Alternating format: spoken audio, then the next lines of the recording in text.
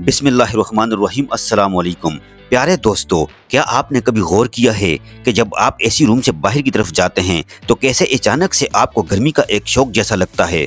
आज हम बात करेंगे एसी का यूज करने से होने वाले कुछ ऐसे नुकसानों के बारे में जो कि अक्सर हम लोग भूल जाते हैं। दोस्तों, एसी का इस्तेमाल आजकल हर एक जगह पर होता है। कोई भी जगह ऐसी नहीं है जहाँ पर एसी ना हो। घर के अंदर, ऑफिस में, यहाँ तक कि आजकल गाड़ी में, ट्रेन में, एरोप्लेन में, हर जगह आपको एसी मिल जाएगा। लेकिन क्या आपको पता है कि फ्रीक्वेंट टेम्परेचर चेंजेस से आपकी हेल्थ पर कितना गहरा असर पड़ सकता है। ये आपकी इम्यूनिटी को, आपके रेस्पिरेटरी सिस्टम को यानी आपके फेफड़ों को, आपके कार्डियोवास्कुलर हेल्थ को यानी दिल को, और यहाँ तक कि आपकी हड्डियों और जोड़ों को भी सीरियसली इम्पैक्ट कर सकता है। और कुछ केसेस में ये तो जानलेवा भी हो सकता है। तो चलिए इस इम्पोर्टेंट टॉपिक पर आज डिटेल में बात करते हैं और जानते हैं कि कैसे हम एसी का यूज करते हुए भी हम इन रिस्क को कैसे अवॉइड कर सकते हैं और इससे होने वाले नुकसानों से अपने आप को बचा सकते हैं। तो सबसे पहले टेम्परेचर फ्लक्चुएशंस क्या होते हैं, इसका मतलब समझते हैं।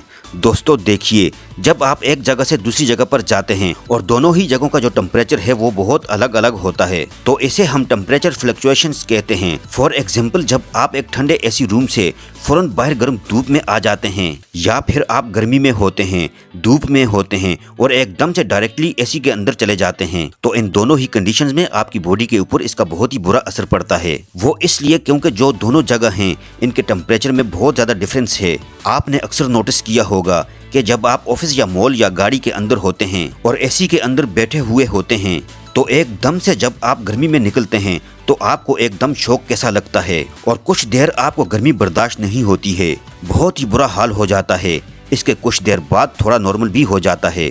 इसी तरह से जब आप बाहर धूप के अंदर हैं या बहुत गर्मी में हैं और आप अगर फौरन पसीने में भीगे हुए और चिल्ड कार के अंदर या ठंडे रूम में आप बैठ जाते हैं, यहाँ पर एसी चल रहा होगा, तो वहाँ भी आपकी बॉडी को टेम्परेचर को एडजस्ट करने में काफी प्रॉब्लम होती है। देखिए, हमारी बॉडी के अंदर एक थर्मोस्टेट होता है।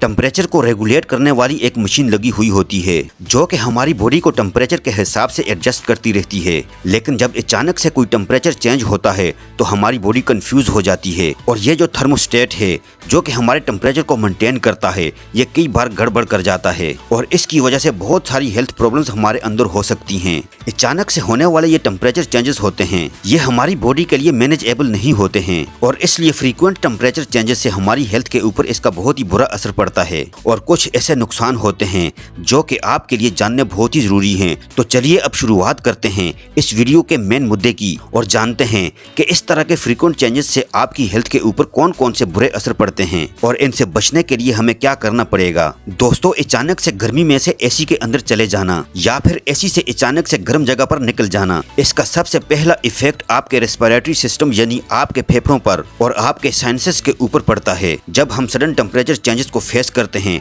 तो हमारा इम्यून सिस्टम वीक हो जाता है और इसका रिजल्ट ये होता है कि आप जल्दी जल्दी इन्फेक्शंस का शिकार होते रहते हैं, जैसा कि फीवर का हो जाना, कॉमन कोल्ड यानी खांसी जुकाम वगैरह का हो जाना, ब्रोंकाइटिस, गले में खराश और साइनोसाइटिस की प्रॉब्लम्स इसकी वजह से हो सकती हैं। इनफैक्ट अस्थमा पेशेंट और जिन्हें एलर्जीज की शिकायत रहती है, इनके लिए ये तो और भी ज्यादा प्रॉब्लमेटिक हो सकता है, क्योंकि सडन कोल्ड एयर एक्सपोजर से क्या होता है कि ब्रोंकोस्पाज्म ट्रिगर हो सकता है, यानी कि सांस की जो नालियां होती हैं फेफड़ों में सिकुड़ सकती हैं, जिससे अचानक आपको अस्थमा का दौरा पड़ सकता है। इसलिए अगर आपको अस्थमा या फिर एलर्जीज की प्रॉब्लम है तो आपको इन टेम्परेचर चेंजेस से बचना बहुत ही जरूरी है। सडन टेम्परेचर चेंजेस का दूसरा इफेक्ट आपके ब्लड प्रेशर और दिल के ऊपर पड़ता है। दोस्तों, जब आप ठंडे एनवायरनमेंट से गर्म जगह पर जाते हैं या फिर उसका उल्टा करते हैं तो आपके खून की जो नसें हैं वो क्विकली एक्सपेंड या फिर कॉन्ट्रैक्ट कर सकती हैं। गर्मी से अगर आप ठंडी जगह पर जाएंगे तो नसें सिकुड़ सकती हैं और ठंडी जगह से अगर आप गर्म जगह पर जाएंगे तो नसें अचानक से फैल जाती हैं और इससे होता क्या है कि आपका ब्लड प्रेशर एकदम से या तो बहुत ज़्यादा बढ़ सकता है या फिर एकदम से कम हो सकता है और ये दोनों ही कंडीशंस हमारे दिल के लिए अच्छी नहीं हैं। यही नहीं, जब आप ज़्यादा देर तक बहुत ज़्यादा कूलिंग के अंदर रहते हैं तो आपके हार्ट को बॉडी के अंदर टेम्परेचर को मेंटेन करने के लिए, स्टेबल रखने के लिए एक्स्ट्रा काम करना पड़ता है और ये एडिशनल जो स्ट्रेन है ये आपके हार्ट के लिए रिस्की हो सकता है, स्पेशली अगर आपको पहले से ही कोई दिल की बीमारी है। तो इसीलिए आपको टेम्परेचर फ्लक्चुएशन से बचना चाहिए ताकि आपके हार्ट के ऊपर कोई एक्स्ट्रा लोड ना पड़े। प्यारे दोस्तों, अब बात करते हैं मस्कुलोस्केलेटल इश्यूज के बारे में, यानी हड्डियों और जोड़ों की प्रॉब्लम्स के बारे में। देखिए, जब हम सडन टेम्परेचर चेंजेस को फेस करते हैं तो हमारे मसल्स और जॉइंट्स जो हैं, इनके ऊपर भी इसका बहुत ही बुरा असर पड़ता है। इससे हमारे मसल्स क्विकली कॉन्ट्रैक्ट होते हैं या एक्सपेंड करते हैं, और इस रिपीट कॉन्ट्रैक्शन और एक्सपेंशन से हमारे जॉइंट्स के अंदर स्टिफनेस और दर्द बढ़ सकता है। ये इश्यूज खास तौर पर उन लोगों के लिए और भी ज्यादा सीरियस हो सकते हैं जो कि पहले से ही मसल्स या जॉइंट प्रॉब्लम से सफर कर रहे हैं। फॉर एग्जाम्पल, अगर किसी को गंटिया है या लोअर बैक पेन है, स्लिप डिस्क प्रॉब्लम्स हैं, शाटिका है, तो ऐसे में ये प्रॉब्लम्स और भी ज्यादा बढ़ सकती हैं। दोस्तों, टेम्परेचर फ्लक्चुएशंस का एक और कॉमन इफेक्ट है स्किन और म्यूकस मेम्ब्रेन की ड्राइनेस और इरिटेशन स्किन। आप लोग तो जानते ही होंगे कि म्यूकस मेम्ब्रेन जो होती हैं, ये बेसिकली इन झिल्लियों को कहा जाता है जो कि हमारे मुंह के अंदर, फेफड़ों के अंदर और पेट के अंदर होती हैं, नाक के अंदर होती हैं, और जहां से एक चिपचिपा लिक्विड जैसा निकलता है जो कि कई सारे जरूरी फंक्शंस के लिए हमारी बॉडी को चाहिए होता है। जब हम गर्म एनवायरनमेंट से सीधे ठंडे एनवायरनमेंट में यानी एयर कंडीशन में चले जाते हैं तो हमारी स्किन जो हमारी म्यूकस मेम्ब्रेन है, ये दोनों ही चीजें ड्राई हो जाती हैं, और इस ड्राइनेस से इरिटेशन होती है और इन्फेक्शन का रिस्क भी बढ़ जाता है, जो कि ड्राई म्यूकस मेम्ब्रेन वायरस और बैक्टीरिया से हमें ठीक से प्रोटेक्शन नहीं दे पाते। इसी तरह से अगर आपको एक्जिमा या फिर सोराइसिस जैसे कंडीशंस हैं तो ऐसे केस में भी टेम्परेचर चेंजेस से ये आपकी जो कंडीशन है और भी ज्यादा खराब हो सकती है। कोल्ड लेयर यानी जो एसी की ठंडी ठंडी हवा होती है, ये हमारी स्किन को बहुत ज्यादा ड्राई और इची कर देती है, जिसकी वजह से सोरियासिस और एक्जिमा की प्रॉब्लम्स बढ़ सकती हैं। एक और प्रॉब्लम जो कि एसी के गलत तरीके से इस्तेमाल करने से हो सकती है, वो है थर्मल स्ट्रेस। दरअसल जब हम ज्यादा टाइम एसी के अंदर स्पेंड करते हैं तो हमारी बॉडी गर्म मौसम के लिए एक्लिमेट नहीं हो पाती। आपने अक्सर देखा होगा जब हम ज्यादा टाइम तक एसी के अंदर बैठे रहते हैं, या जिन लोगों को आदत होती है इसकी, इन्हें जरा सी भी गर्मी जो है वो बर्दाश्त नहीं होती। वहीं ऐसे लोग जो कि ज्यादा टाइम गर्मी में ही रहते हैं, वो कंपेरेटिवली आपसे ज्यादा बेहतर तरीके से गर्मी को सह पाते हैं। इससे क्या होता है कि हीट रिलेटेड इलनेस का जो रिस्क है वो बढ़ जाता है, जैसा कि हीट एग्जॉस्शन और हीट स्ट्रोक। वैसे दोस्तों, इतनी सारी चीजें, इतने सारे इश्यूज सुनकर आपको लग रहा होगा कि आपको एसी बिल्कुल भी यूज नहीं करना चाहिए, मगर ध्यान रखिएगा, मैं आपको एसी को यूज करने से मना नहीं कर रहा हूं, क्योंकि जिस हिसाब से गर्मी बढ़ती जा रही है, नए नए रिकॉर्ड्स टूट रहे हैं, तो ऐसे वक्त में तो हमें यूज करना ही पड़ेगा।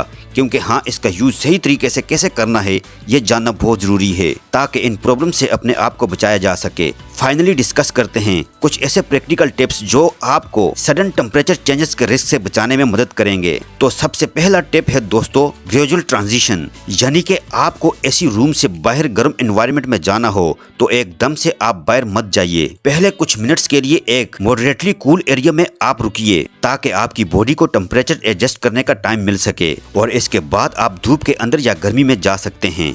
इसी तरह से अगर आप बाहर गर्मी से अंदर एसी के अंदर जाते हैं तो पहले थोड़ी देर के लिए आप नॉर्मल टेम्परेचर वाले एरिया में रुकिए, ताकि आपकी बॉडी जो कि गर्म हो रही है वो थोड़ी सी ठंडी हो जाए, नॉर्मल हो जाए, और फिर आप एसी के अंदर जाइए। इसी तरह से अगर एसी आपका अपना है, अपने घर का है, मतलब मॉल या किसी ऑफिस का नहीं है, तो इसको हमेशा एक कंफर्टेबल जोन में ही रखिए। टेम्परेचर को ज्यादा ठंडा मत कीजिए। डेली आप अपने एसी के टेम्परेचर को 23 से 25 के बीच में रखना चाहिए। ये वो टेम्परेचर है जो ह्यूमन बॉडी के लिए सबसे ज्यादा सुटेबल होता है। सेकंड टिप है दोस्तों, लेयरिंग का। लेयरिंग का मतलब है जब आप डिफरेंट टेम्परेचर वाले एनवायरनमेंट्स में मूव कर रहे होते हैं तो आपको लेयर्स में कपड़े पहनने चाहिए। लेयर क्लोथिंग आपको टेम्परेचर चेंजेस के अकॉर्डिंगली अपनी बॉडी को इजीली एडजस्ट करने में हेल्प करती है। गर्म जगह पर जाने से पहले आप एक लेयर अपने कपड़ों की निकाल दीजिए, और ठंडी जगह पर अगर आप जाते हैं तो एक लेयर को अपने ऊपर ऐड कर लीजिए। ये बहुत ही सिंपल टेक्निक है जो आपको टेम्परेचर फ्लक्चुएशंस के एडवर्स इफेक्ट से प्रोटेक्ट करने में काफी हेल्प करेगी।